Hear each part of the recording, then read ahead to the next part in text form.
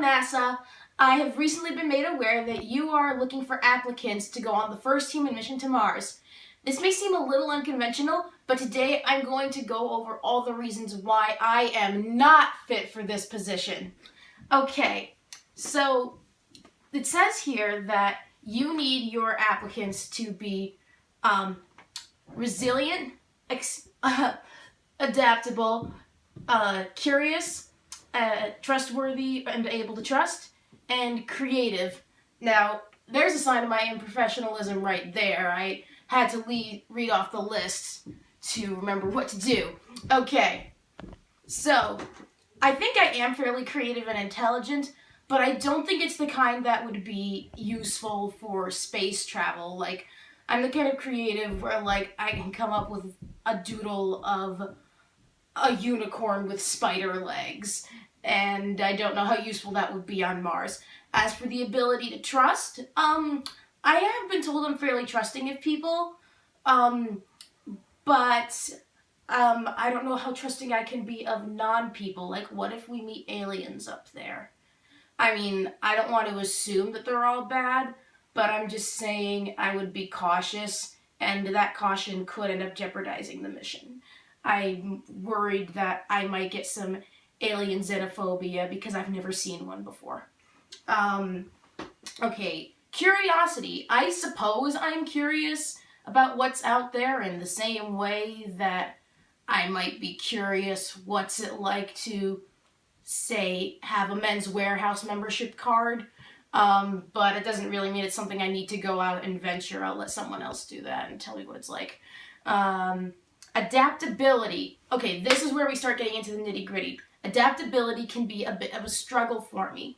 See, I have anxiety, and I don't think that being in the cold vacuum of outer space on another planet would be very good for my anxiety. A few years ago, I was in a Connecticut Youth Leadership Program, which you might think sounds good for a candidate, and I did technically do well in it, but emotionally speaking, I had a pretty rough time because I got really homesick, and it made me kind of depressed. I was away from home for a week at UConn, and on a mission to Mars, I would be depressed a lot because I would be far, far, far away from home, and I would be really anxious, meaning I would be prone to panic attacks. I had to take 20 milligrams of Prozac daily. There's no Prozac in space, and in space, no one can hear you scream. Speaking of which, I've seen these movies. This is not how I want to die. I was born on this planet. I intend to live my life for a long time and die on this planet. You can tell me it's just movies, but I'm not convinced they're not out there. And resiliency. As I said, I can be, I guess, a little resilient in certain circumstances, but my anxiety can make me a little more fragile than most.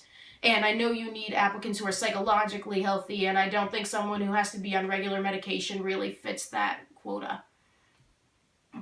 I am also claustrophobic, so putting me on a rocket, bad idea.